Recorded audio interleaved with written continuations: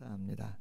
자, 오늘 본문에 있는 말씀을 가지고 성탄의 사랑, 이해와 책임이라고 하는 제목으로 말씀을 좀 나누도록 하겠습니다. 오늘은 다 아시는 것처럼 인류의 죄와 죽음의 문제를 해결하시고자 영원한 생명을 주시고자 이 땅에 오신 예수님의 탄생을 기념하는 성탄절입니다. 할렐루야. 아마 여기 장로님부터 권사님, 집사님, 많은 성도님들, 청년들도 그렇고 아마 시골에서 상경하셨거나 아니면 오래전부터 신앙생활 하신 분들은 성탄절의 향수가 다 있으실 거예요. 그렇죠? 요셉 해보신 분, 성극에서 나 요셉 해봤다, 마리아 해봤다. 어유, 그래도 계시네. 마리아 주인공인데, 그죠? 나 여관 주인 해봤다. 아유, 안 계시네. 나 목자 3 해봤다. 안 계시고. 저는 성탄 설교를 준비하다 보니까 탄일종이라고 하는 노래 아시잖아요. 탄일종이 땡땡땡 은은하게 들린다. 저 깊고 깊은 산속 오막살이에도 탄일종이 울린다. 다른 캐롤도 많이 있지만 이 캐롤을 이렇게 부르면요, 정말 그 시골 교회의 정말 주일학교 그때로 이렇게 확, 그랬나요? 하여튼 그 캐롤만 부르면 그때로 제가 이렇게 확, 그죠? 타임머신 타고 확 날아가는 그런 느낌이 있어요. 그래서 되게 감사하게 조금은 더 그 캐롤 덕으로 조금은 순수함을 회복하고 또 기쁜 그러한 마음을 좀 회복하는 거 아닌가 하는 생각을 하게 됩니다. 오늘 모처럼 주일학교 학생들하고 온 성도님들이 같이 본당에서 예배하는 가운데에 예수님의 탄생의 영적인 의미가 뭔가 오늘 말씀을 통해서 한 2가지 나누려고 합니다. 첫 번째 제목은 성탄의 사랑, 이해라고 하는 제목이에요. 오늘 본문에 보면 성경 말씀이 이렇게 기록되어져 있습니다. 빌립보서 2장 5절 이하인데 자막 한번 띄워주시면 좋아요. 너희 안에 이 마음을 품어라. 누구의 마음이라고요? 그리스도 예수의 마음이다. 그는 근본 하나님의 본체시나 하나님과 동등됨을 취할 것으로 여기지 아니하시고 오히려 자기를 비워 종의 형체를 가지사 사람들과 같이 되셨고 사람의 모양으로 나타나사 자기를 낮추시고 죽기까지 복종하셨으니 곧 십자가에 죽으심이라. 그렇다면 여러분, 왜 예수님이 하나님과 동등이신데 본체신, 영광과 권능과 능력이 동일하신 분인데 굳이 그 만왕의 왕이 되시는 분이 이 낮고 낮은 이 땅에 목수의 아들로, 그것도 말 구육간에서 태어나셔야 했는가라고 하는 거예요. 그것은 표현을 하자면 인간의 연약함 때문이다. 그리고 그 연약함을 이해하셨기 때문이다라고 하는 거예요. 그럼 인간의 연약함 때문인데 예수님이 그 인간의 연약함을 이해하셨다라고 하는 것은 어떠한 의미냐라고 하는 거예요. 이해라고 하는 게 어떤 의미냐라고 하는 거예요. 여러분, 우리 유아실에 지금 아이들이 있어요. 갓난 아기도 있고 조금 큰 아이들도 있고 그래요. 아이는요, 할 줄 아는 게 별로 없어요. 할 줄 아는 거냐고는 그냥 우는 거죠. 배고파도 울고 쉬해도 울고, 그쵸? 아파도 울고. 별로 아이들은 하는 게 없어요. 그런데 부모님들은 그 아이들이 울어도 쉬를 해도, 그쵸? 막 짜증을 내도 혼냅니까? 혼내지 않아요. 그럼 왜 혼내지 않죠? 사랑하니까, 자녀니까 맞죠. 그런데 한 번 더 생각을 해보시라는 거죠. 그렇죠. 지금 우리 아이가 태어난 지 돌도 안 됐어요. 저거 봐요. 할 줄 아는 거라고는 꽝꽝밖에 없다. 사인을 정확히 주네. 지금 유준이의 효연은 기쁜데, 나 여기 있다는 거 알리고 싶은데 뭐 어떻게 할 수 있는 방법을 제대로 몰라. 할렐루야. 한마디로 유준이의 수준은 지금 2살 수준인 거예요. 아, 내 자녀 눈에 넣어도 안 아프고 최고로 예쁘고, 할렐루야. 그러나 지금 할 수 있는 건 두드리는 것이고, 그죠? 소리 지르는 것이고 우는 것밖에는 안 되는 거지. 그것을 부모가 다 이해하고 있다는 거예요. 자, 그럼 여러분, 예수님이, 하나님이 인간을 이해하셨다, 어떤 의미냐라고 하는 거예요. 도대체 왜, 어떤 이해가 있으셔서 예수님이 하늘나라에서 이 땅에 오셔야만 했는가? 말씀을 보면 다윗이 시편 103편 13절 이하에서 이렇게 말씀을 합니다. 아버지가 자식을 긍휼히 여김같이 여호와께서는 자기를 경외하는 자를 긍휼히 여기시나니, 이는 그가 우리의 체질을 아시며 우리가 단지 먼지뿐임을 기억하심이로다. 인생은 그 날이 풀과 같으며 그 영화가 들의 꽃과 같도다. 중요한 단어가 2가지가 나오는데 14절에 체질이라는 단어가 나와요. 히브리 말로 이츠레누라고 하는 단어인데 원형이 예체르라고 하는 단어예요. 조직, 구조, 뼈대, 틀이라고 하는 의미예요. 근데 이 예체르라고 하는 이 체질이라는 단어가 다른 본문에서 한번 쓰였는데, 역대상 28장 9절에 다윗이 솔로몬에게 유언을 남길 때 이런 이야기를 합니다. 하나님은 인간의 모든 의도를 아신다. 한글 성경에는 인간의 모든 사상을 아신다. 그때 그 사상, 의도라고 하는 단어가 예체르라고 하는 단어로 쓰였단 말이에요. 하나님은 인간의 기본적인 구조, 틀을 알고 계신다. 숨어있는 인간 자아의 수준과 영적인 상태를 아신다. 아담의 후손이 어쩔 수 없이 죄로 인해서 짜여져 있는 그 기본 구조의 틀을 너무나 알고 계신다. 근데 그 기본 구조와 틀은 악이다, 죄악이다. 그 죄로 인해서 사망의 한계를 뛰어넘을 수 없는 구조와 틀 안에 갇혀져 있다라고 하는 거예요. 그럼 여러분, 먼지는 뭐예요? 아파르, 흙이라는 거예요. 흙, 빚었다가 쉽게 깨지는 도자기와 같은, 후 불면 날아가는 것 같은 그러한 존재가 인간이다 라고 하는 거죠. 하나님의 인간 이해가 그런 것이라는 거죠. 죄를 어찌할 수 없는, 죽음을 어찌할 수 없는,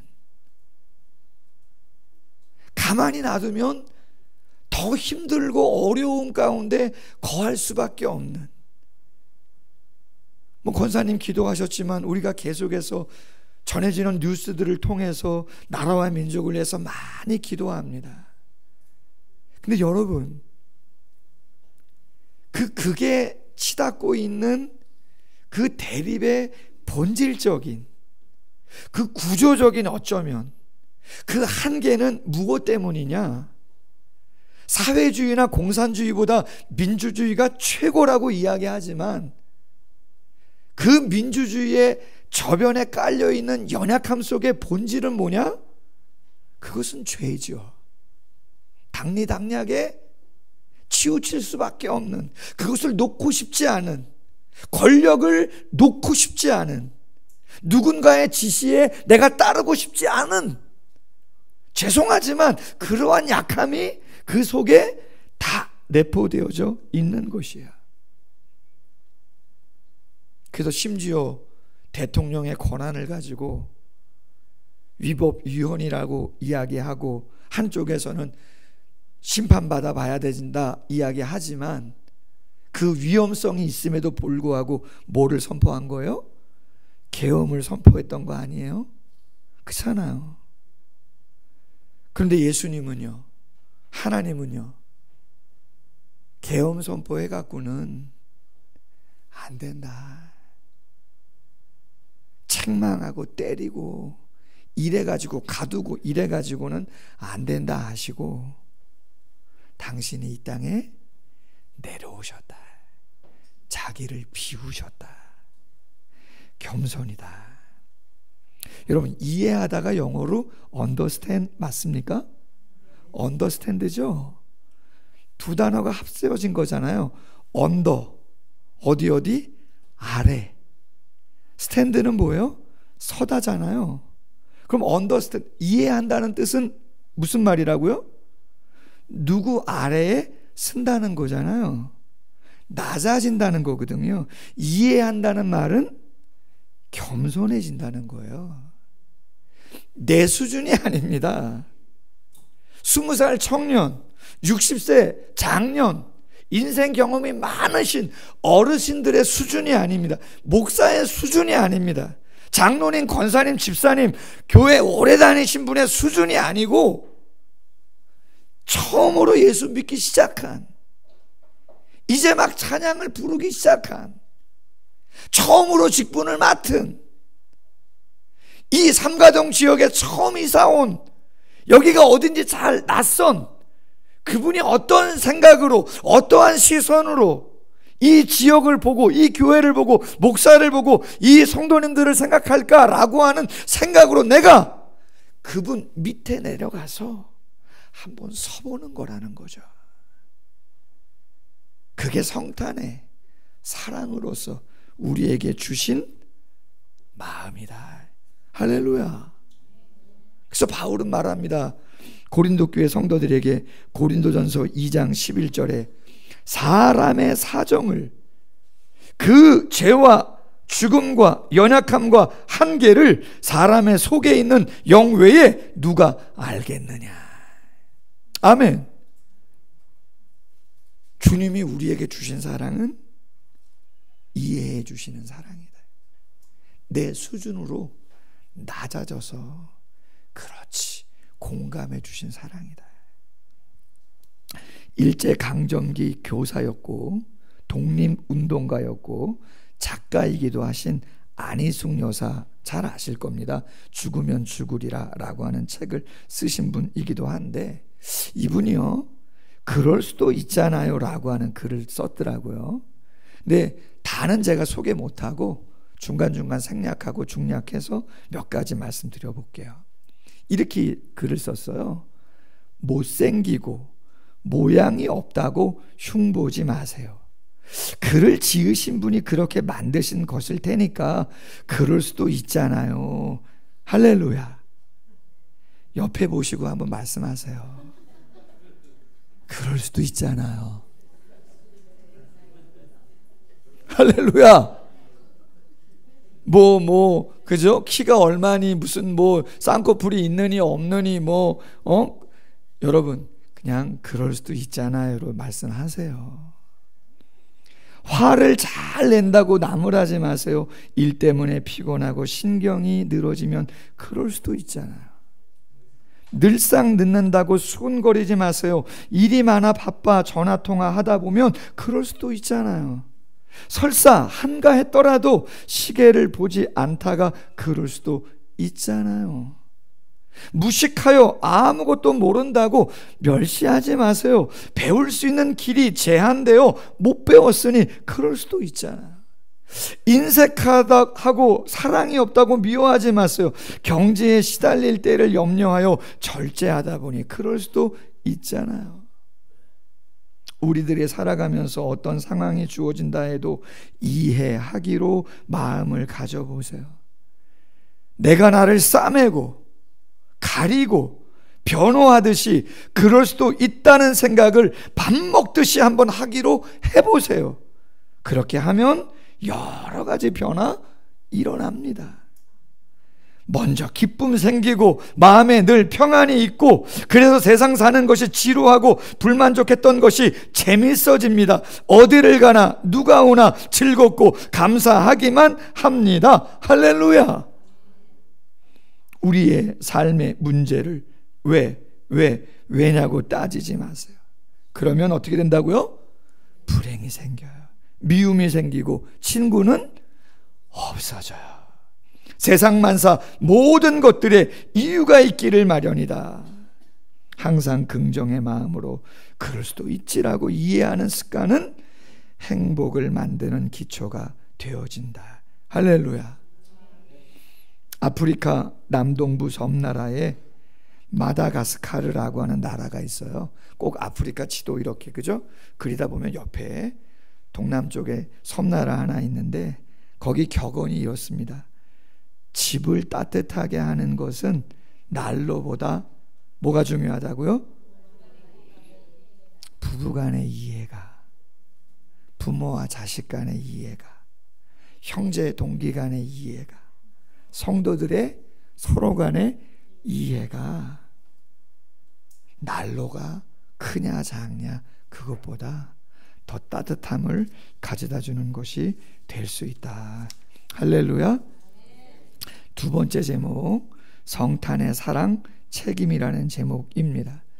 자, 그렇다면 여러분, 그 죄와 그 죽음이 그 실존에 대한 이해만을 가지고 그럴 수도 있지, 해결이 되느냐? 그렇지 않다는 거야. 아까 우리 유준이 얘기도 했는데 하은이도 있잖아요. 애들 많은데, 나은이도 있는데, 할렐루야. 여러분, 제가 솔직히 구남매 막내인데, 형님들 3분, 누님들 5분이에요. 조카들이 많아요. 그 조카들의 손주도 꽤 많아요. 제가 초등학생 때인가 삼촌이고, 제가 하여튼 대학생 때인가 할아버지 된 지 오래됐어요. 이해 가시겠죠? 무슨 얘기인지. 정신없습니다. 이해해 주시면 좋겠는데, 무슨 말씀 드리려고 한 거냐면, 운다고 쉬를 했던 배고프든 아프든 막 울어요. 그래, 내 아이의 지금 나이가 그거밖에 안 되고 수준이 그거밖에 안 되니까 그냥 이해하면 문제가 해결됩니까? 해결을 해줘야죠. 해결을 어떻게 하는 거예요? 그렇죠. 요새는 편해요. 그죠? 흔들어주는 것도 다 있죠? 기가 막혀요. 버튼만 누르면 또 그냥 지가 알아서. 우리 권사님들 예전엔 다 업어서, 그죠? 잘 때도 막 배에 눕혀가지고, 그죠? 떨어지지 않으려고 갈아줘야죠. 찝찝하면. 아프면 약 먹여주고 병원 데려가고. 어릴 때는 늘 감기를 달고 사니, 열이 나면 걱정도 돼서, 그쵸? 그거 누가 책임지는 거예요? 부모님이 이해했으면, 인정했으면, 그 다음 그 문제를 해결하기 위해서는 누군가 책임지는 사람이 반드시 있어야 되는 거죠. 오늘 본문 빌립보서 2장 8절, 사람의 모양으로 나타나사 자기를 낮추시는 그 이해, 겸손으로 끝나지 않고 죽기까지 복종하셨으니 곧 십자가에 죽으심이라. 할렐루야. 여러분, 우리 예수님은요, 의리가 있으세요. 할렐루야. 따라해 보십시다. 의리. 이건 무슨 배우만 하는 게 아니에요, 여러분. 무슨 배우만, 의리, 이게 아니에요. 여러분, 하나님이 우리를 창조하셨습니다. 할렐루야. 하나님이 우리를 창조하셔서 피조물로 당신의 형상, 모양을 따라 창조하셨다. 참 좋다고 막 잔치 벌일 정도로 기뻐하셨단 말이에요. 근데 안타깝게 자유의지를 주셨는데, 로봇으로 만든 게 아니고 최고의 영광을 받으시기 위해서 자유의지를 주셨는데, 그만 최고의 걸작품이 그 자유의지를 잘못 써가지고 사탄의 유혹을 받아서 그만 죄와 사망 가운데 처했단 말이에요. 부부관계 깨지고 형제관계 깨지고 민족들이 대립되고 막 탑을 하늘나라까지 닿으려고 하고 난리쳤단 말이잖아요. 어떻게 하신 거예요? 모른 채 하셔도 되는데 안 되겠다. 내가 목숨 바쳐야겠구나. 할렐루야. 내가 만들었으니, 내가 좋아서 만들었으니 내가 책임져야지. 아멘? 책임져야죠. 가장 위대한 유산이라고 하는 책을 쓴 박용익이라고 하는 분, 생명보다 위대한 책임이라고 하는 글을 썼는데요, 인간에게 있어서 가장 귀한 것, 그리고 인간의 가치는 자기 행위에 대한 책임을 지는 데 있다라고 이야기합니다. 동물에 대하여는 누구나 그 행위에 대한 책임을 묻지 않아요, 여러분. 어떠한 자연물에 대해서도 책임 묻지 않아요. 오직 인간만이 자기 행위에 대한 책임을 진다고 하는 것, 그것이 곧 인간이기에 그러한 것이며 인간이 만물의 영장인 가치를 정하는 것이다. 인간은 누구나 의지에 의한 선택의 자유를 가지고 있는 것이다. 그렇기에 자유의지에 의하여 행동에 옮겨진 일에 대해서는 절대 책임을 지는 것이다. 생애 실패자라고 하는 것은 다른 사람이 아니고 자기 행동, 의무, 사명 등에 대해 무책임하게 산 자를 실패한 자다 이야기할 수 있는 거죠. 그런 까닭에 하나님께서 끊임없이 모든 인간에게 내가 무엇을 하였냐고 물으시고 계시고, 우리는 또한 한결같이 그 물음에 대답을 하여야만 하는 것이다. 아멘. 마지막 하나 이야기하고 마칩니다. 황해도에 재령 동부교회 정찬유 장로님이라고 계세요. 학교 앞에서 문방구 하셨던 분인데 업을 바꿔가지고 자재 파는 일을 하시다가 아주 큰 거상이 되셔가지고 교회사에 족적을 남긴 장로님인데 일화가 있어요.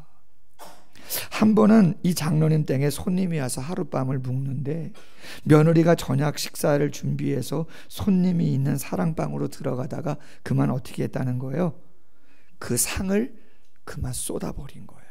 왜? 문 옆에 쌓아둔 곡식 가마니에 끌려 넘어져 가지고 차린 밥상을 그만 손님 앞에서 확 엎질러 버린 거예요. 딱 그때 이 장로님이요 먼저 말씀하십니다. 얘 아가야, 내가 가마니를 저기에 쌓아두어 가지고 네가 넘어졌구나. 그랬더니 그 바로 옆에 있던 시어머니가 이야기합니다. 아니에요, 이 상을 제가 들고 왔어야 되는데 별로 경험도 없는 며느라이를 시켜가지고 며느라이가 낭패를 보게 했어요. 그랬더니 며느리가 말합니다. 아니에요 어머니, 제가 부주의해서 그런 거죠. 피해서 갔으면 되는 것을. 다 누구 탓해요? 시아버지는 내가 책임인데 그거 조금 편하자고 조금 멀리 떨어지게 했어야 되는데 그걸 그냥 출입문 옆에 놔가지고 걸리게 했다고. 귀한 손님 오셨는데 그래도 내가 밥상 차려오는 게 더 격이 있는 거고 한데 말이야, 좀 피곤하다고. 며느리는 조금 그쵸? 주의 살피고 좀 했어야 되는데 다 내 책임이라고. 여러분, 이 가정 따뜻합니까? 그냥 냉기 쌍쌍 돕니까? 따뜻하잖아요.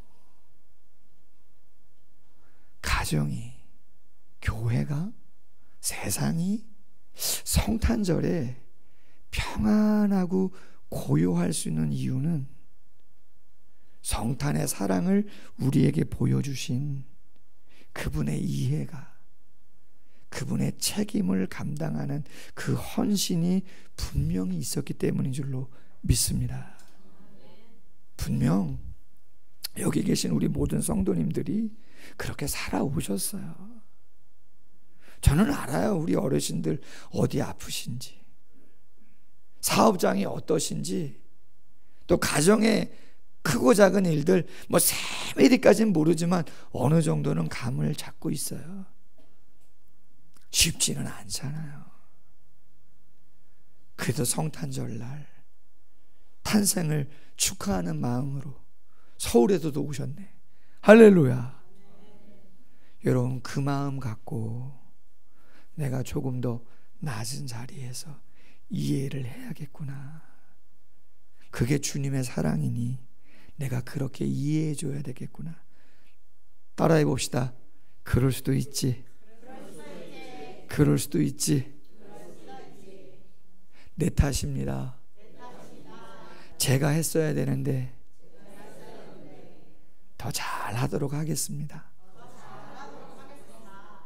주님의 사랑과 은혜가 우리의 삶 가운데 임한 것처럼 이 말씀을 실천함으로 주님의 은혜를 경험하는 모두가 되기를 소원합니다. 말씀 하나는 봐야 됩니다. 한 번 읽어야 됩니다. 마지막 구절, 빌립보서 2장 9절이야. 새 가족들도 있기 때문에 예수님이 그렇게 이해하고 책임 감당하셨는데 결론이 뭐냐는 거예요. 결과가. 같이 읽습니다. 시작. 이러므로 하나님이 그를 지극히 높여 모든 이름 위에 뛰어난 이름을 주사 하늘에 있는 자들과 땅에 있는 자들과 땅 아래에 있는 자들로 모든 무릎을 예수의 이름에 꿇게 하시고 모든 입으로 예수 그리스도를 주라 시인하여 하나님 아버지께 영광을 돌리게 하셨느니라.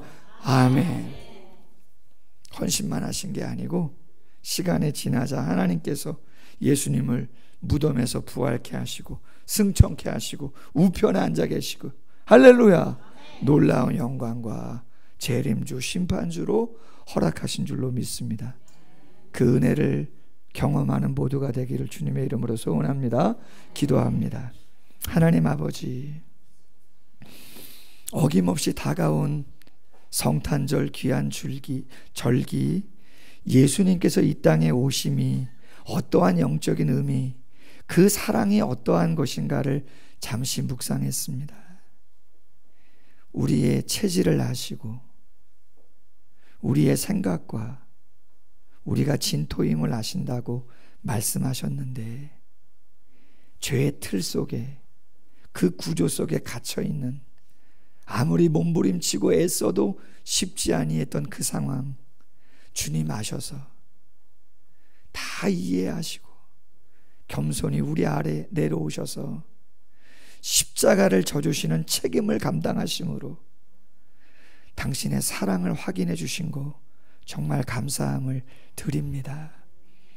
그 은혜 받았사오니 나를 넘어 사랑하는 가족을 넘어 형제, 성도님들, 심지어는 불신자들까지도 그 사랑으로 이해하고자 노력하는 저희 되게 하시고, 그들이 잘못한 것 있다 할지라도 우리가 감당함으로, 내 탓이요 감당함으로, 땀 흘리고 노력함으로 회복할 수 있는 것이 있다면 그렇게 쉽지 않은 길이지만 잘 감당해서 정말 우리가 있는 그곳에 그리스도의 사랑이 임하게 하는 역사를 일으킬 수 있도록 도와주시옵소서.